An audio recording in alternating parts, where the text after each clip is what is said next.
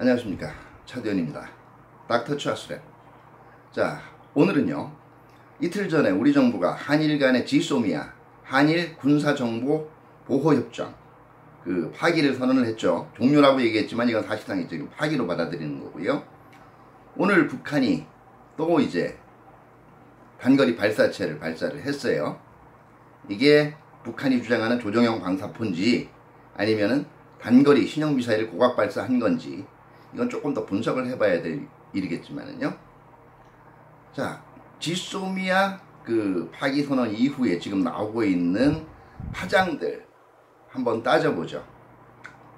뭐 여러 가지 우려를 많이 하시는 분들이 있는데요. 사실 지소미아 파기 그 자체만 가지고 그렇게 큰 타격이 있다라고 보기는 힘들어요. 뭐 정부에서 발표했듯이 이미 지소미아 체결 2년 전에 한미일 간 삼국 간에 정보가 서로 교류될 수 있도록 T사라고 해가지고 삼국 정보 공유 약정이라는 거를 체결을 한 바가 있었어요. 이론상 정보 교류 돼요. 그리고 정보 교류 안 된다라고 해도요, 뭐 그거 가지고 나라 망하지 않아요. 갑자기 한국 국제 신인도가 떨어지거나 그렇지는 않아요. 그렇게 불안해하실 필요는 없어요. 그런데 말이죠, 중장기적으로 한번 생각을 해보자고요. 우리가 망했다라는 말을 언제 씁니까? 망했다라는 건요, 내가 정말 완전히 재산상으로 거덜이 나서 끼니거리도 걱정해야 되는 절대적 빈곤이 의심되는 상황들, 그런 상황도 우리가 망했다라고 얘기하죠. 그런데 우리 망했다라는 표현 언제 쓰죠? 또 하나가 내가 과거보다 지위가 낮아지거나, 쉽게 얘기하면 이런 겁니다. 온갖 거 누릴 거 다 누리고 생활에 불편함이 없다가 긴축을 해야 되고 어려워지고, 이것도 우리 망했다라고 쓰지 않나요? 글쎄요, 중장기적으로 우리가 동아시아 내에서 지금 정도의 영향력을 유지할 수 있느냐, 그리고 얼마나 한국이 하는 말을 신뢰하고 주변국들이 거기에 대해서 맞장구를 쳐주고 지지를 해주느냐, 이런 면에서는 저는 전혀 영향이 없다라고 볼 수는 없다라고 봐요. 왜냐하면 한번 보시죠. 이 시점, 저는 사실 지소미아가 애초부터 파기될 우려가 있다라고 여러 가지 이유가 있는데요. 한번 보시면은 지소미아는요, 뭐 다른 여러 가지가 있지만 연장 통보를 한다는 게 아니라 이번처럼 제가 여러 차례 말씀을 드렸지만 최종 기한, 원래는 이제 11월 23일이에요. 금년도. 최종 기한이 도래하기 90일 전에, 그러니까 8월 24일이에요. 파기하겠다라고 선언만 안 하면 자동 연장되는 겁니다. 그렇기 때문에 지소미아를 애초부터 이거를 연장 쪽에다가 무게가 기울었다면요, 처음에 한두 번은 일본에 대한 공세 차원에서 지소미아 거론할 수 있어요. 니들이 나를 못 믿겠다니까. 나도 니들 못 믿어. 어떻게 정보 공유해? 이렇게 얘기를 할 수가 있는데요.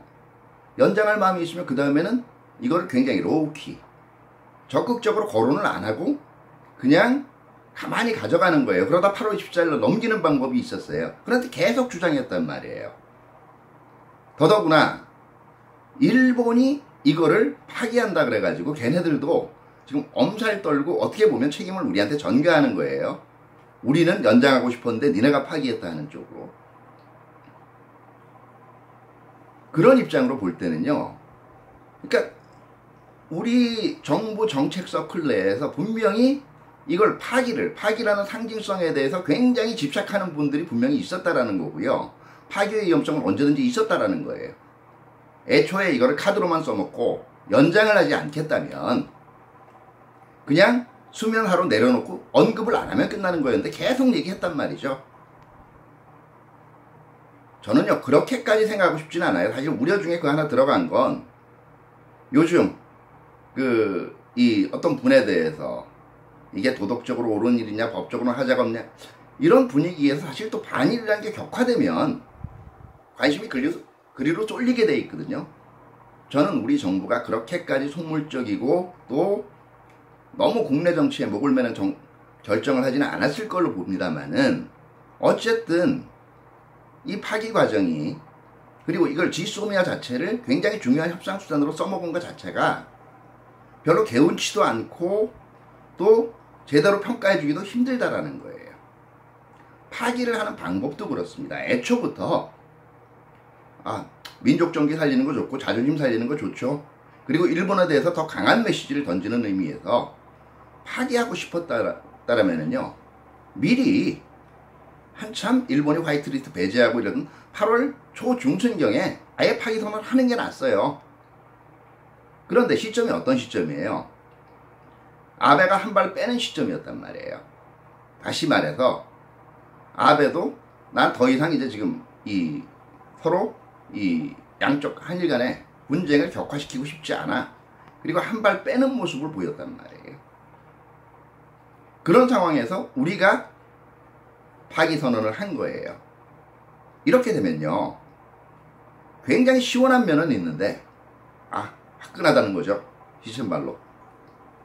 앞으로 한일 간에 만약에 더 갈등이 격화가 되게 되면 이 갈등에 불지는 건 우리가 됩니다. 그리고 지금 아베가 여러 가지로 한번 아마 이걸 어떻게 반응할까 생각을 하고 있을 거고, 워싱턴에서도 야, 더 이상 격화시키지 마라 이제 라는 언질이 갔을 거예요. 만약에 여기서 아베가 참는다면 어떻게 되는 거죠? 그러면 상황을 냉철하게 인내성 있게 관리한 건 일본 쪽이 되는 거예요. 어떤 시점에서 보더라도 상황 격화시킨 책임 떠안거나 아니면 오히려 상황을 잘 관리하고 자제를 한 그 공을 일본에게 뺏겨버린 거예요. 물론 지소미아 폐기의 효과가 전혀 없진 않아요. 아마 일본도 조금 앞뜨거 했을 겁니다. 얘네들이 생각보다 굉장히 세게 나가는데, 이런 생각을 했을 거예요. 그리고 더 이상 일본에 대해서 과거와 같은 협상 관행이 통하지 않는다라는 것도 전달하는 면은 있죠. 근데 과연 얻은 거 이상으로 앞으로 중장기적으로 들어올 수 있는 손실이 정말 우리가 지금 얻은 우리의 기백을 제대로 펴고, 아니면 주변국들 간의 관계에서 한국의 영향력을 확장하고 이런데 플러스가 될까요? 마이너스가 될까요? 저는 결코 그렇게 도움이 될 걸로 생각하지 않습니다. 제가 말씀드렸잖아요. 우리 굉장한 나라예요. 그런데 우리의 지리적인 위치가요, 세계의 톱 클래스 4개국 안에 끼어있단 말이에요. 그래서 제가 포지셔닝이라고 얘기했잖아요. 한국의 입지를 어떻게 잡는 게 굉장히 중요하다. 이런 포지셔닝을 잇는 입장에서 사실 우리가 지금 이번에 했던 외교적인 선택은요, 그리 현명한 게 되지는 못하다는 거예요. 대놓고 얘기한 거예요. 일본은 앞으로 우리 적 아니야. 우리 친구 아니야. 적일지도 몰라. 그리고 평화경제를 통해서 일본을 넘어서자? 그건 무슨 얘기예요? 일본이 좀 삐딱하게 받아들이면은요, 나중에 남북이 잘 되면 이제 일본 너는 정말 한번 혼내줄 거야. 중국하고 러시아는 어떻게 받아들일 거예요? 이제 잘하면 한국 끌어들일 수 있겠네? 이제 아마 하반기에 어쩌면 또 중국 비행기가 카디즈 한번 넘을지도 모르겠어요. 자, 그럼 일본하고의 관계, 다른 주변국하고의 관계만 생각을 한 게 아니라 미국 쪽에 한번 반응도 생각을 해보죠. 자, 지소미아 파기 결정 발표가 나가면서 미국 쪽에서 어떤 반응을 보였어요? 폼페이오가 We are disappointed라는 표현을 썼어요. 실망했다. 미 국방부 대변인도 deep concern, 깊은 우려하고, 그리고 disappointment, 실망을 표한다라고 얘기를 했어요. 화났다는 얘기는 아니네. 그리고 국내 보도 들어보니까 미국하고 충분히 조율을 했다는데 받아들였다는 얘기 아니라 이렇게 착각을 하기 쉬운데요. 외교적인 용어는요, 사실은 일반적인 우리가 보통 일상적으로 쓰는 용어보다 굉장히 순화를 시켜요. 안 그러게 되면 잘못하면 큰일 나거든요. 전쟁 날 수도 있거든요. 여러 가지 단계가 있는데 간단하게 말씀을 드릴게요. 누가 어떤 행동을 하거나 발언을 했어요. 여기에 대해서 일반적으로 수용한다, 받아들인다라는 게 있어요. 존중한다도 아니고 수용한다. 존중한다 그러면 보통 정도예요. 수용한다, 받아들인다 그러면은요, 나 조금 기분 나쁘다예요. 여기 깊은 관심을 표명한다 그러면 조금 더 기분 나쁘다는 거고요. disappointed 됐다, 실망했다라고 나오면 아, 나 너 정말 그럴 줄 몰랐는데 나 꽤 화났어를 얘기하는 거나 마찬가지입니다. 아, 물론 국가 간 관계에서 우리가 왜 미국 눈치만 봐야 돼요? 그럴 필요 없어요. 그런데 과연 지금 상황에서 제가 아까 말씀드렸잖아요. 미국이 중재를 하고 있는 상황이란 말이에요. 근데 미국 입장에서 어떻게 받아들이냐면요. 첫 번째는 가뜩이나 막 날뛰는 아베를 좀 진정시켜 놓고 이제 상황이 소강 국면에 들어서나 했더니 또 이제는 싸움이 붙게 생긴 거예요. 두 번째는 이게 조금 더 큽니다. 결국은 판을 완전히 뒤엎어서, 다시 말해서 우리 쪽에서 그랬잖아요. 한일 외무장관 만났을 때 나오는 반응에 대해서 일본이 확실한 반성이 없는 것도 결정의 한 원인이었다면서. 그럼 일본 보고 백기 들고 항복하려는 거예요. 그렇게 할 수 있어요? 할 수 없다는 거 뻔히 알면서 얘기한 거거든요. 그럼 미국 쪽이 받아들일 때는, 국제사회가 받아들일 때는 뭐냐 하면요. 아, 결국은 답답한 게 미국이니까 네가 답답하면 이게 와서 한미일 간의 안보협력 관계가 강화되기를 바랬던 게 제일 너니까 네가 풀어. 이게 어떤 거예요? 결국은 미국이 답답하다라는 거를 일종의 인질로 사용을 한 거죠. 이게 트럼프 같은 지도자가 있는 거라면은요, 다른 떡 집어주면 돼요. 그렇기 때문에 뭐 앞으로 방위비 분담 조금 더 주면 되고 호르무즈 파견하면 되잖아요. 자, 우리 병사하고요, 국민의 세금이 조금 더 들어가는 문제예요. 그게 우리 자존심보다 그렇게 중요할까요?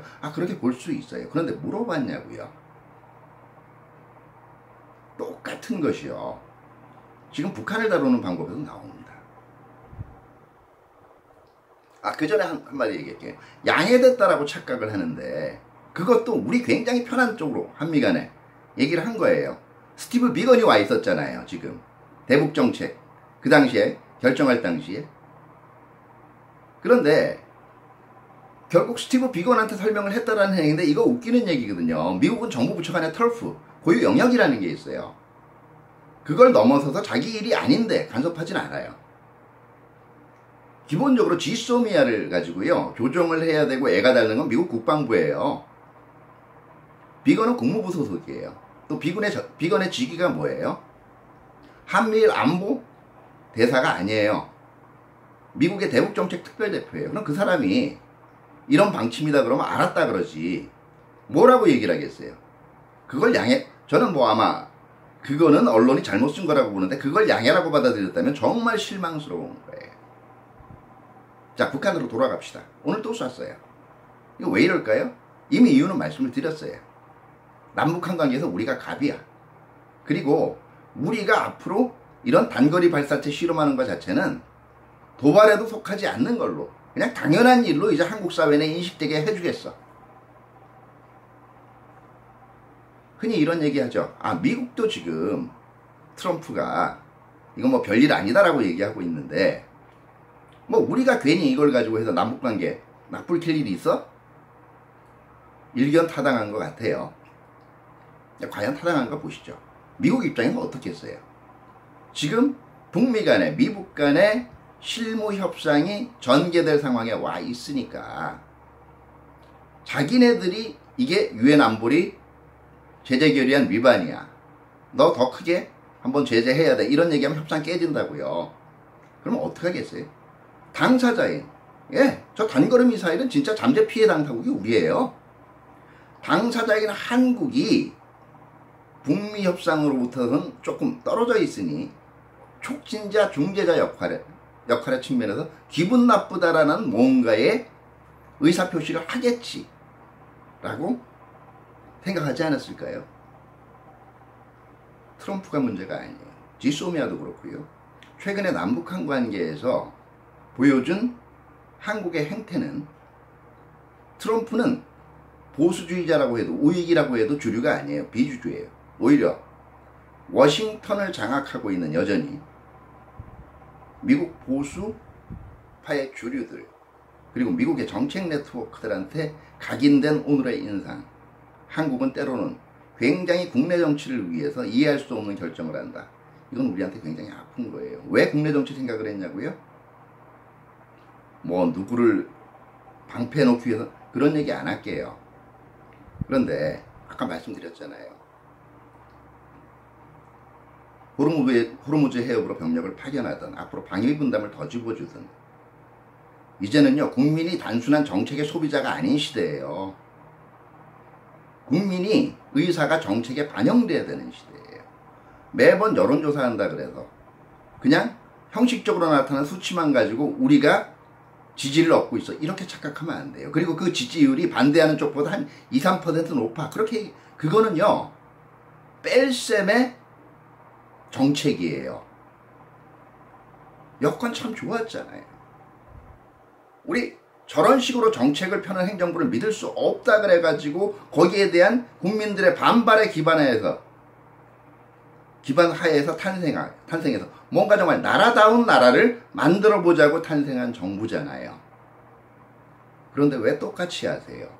왜 덧셈에 포용과 소통을 통해서 더 많은 지지자를 끌어들이는 덧셈의 정책, 곱셈의 정책을 펴지 않고 뺄셈의 정책을 하려고 하세요? 저는 그게 가장 답답한 겁니다. 닥터 찰스 트랩, 오늘은 여기까지입니다.